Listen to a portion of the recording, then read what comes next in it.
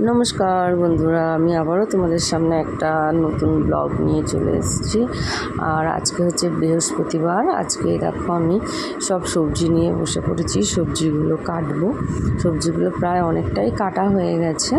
তারপরে একদিকে ভাত বসিয়ে দিয়েছি, আর ভাতটা হচ্ছে, আর ডালটা আমার অলরেডি কমপ্লিট হয়ে গেছে। তারপরে সবজিগুলো কেটে নিয়ে তারপরে আমি রান্না করব।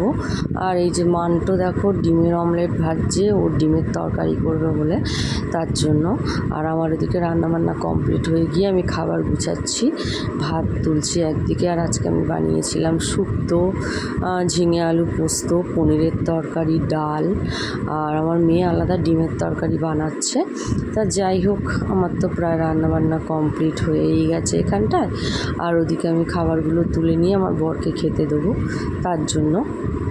আর ওদিকে আজকে বৃহস্পতিবার, অনেক তো কাজের চাপ আছে। মেন হচ্ছে ঠাকুর পুজো দেওয়া। এবার আমি এগুলো গুছিয়ে গ্যাস ট্যাস মুছে বাসন টাসনগুলো মাজবো, মেজে নিয়ে চলে যাব উপরে। একবার সকালে স্নান হয়ে গেছে, আর একবার স্নান করে চলে যাব উপরে। আর বৃহস্পতিবার তো অনেকটা সময় লাগে, ওই জন্য ভাবলাম সকালবেলা শুধু ঠাকুরের গোপালের ভোগটা দিয়ে চলে গেছি। এখন সমস্ত ফুল টুল দিয়ে ঘট বসিয়ে ঠাকুর পুজো টুজো করে তারপরে একেবারে নিচে চলে যাব। তা বন্ধুরা, আমার ব্লগটা আজকের এই পর্যন্তই ছিল। আজকের আর বেশি কিছু করিনি, আজকে এই পর্যন্তই থাক। তোমরা ততক্ষণে ভালো থেকো, সুস্থ থেকো। আর আমি কালকে আবার অন্য ব্লগ নিয়ে আবার তোমাদের সামনে আসব। আর আমার ব্লগগুলো কেমন লাগছে প্লিজ আমাকে কমেন্ট করে জানিও।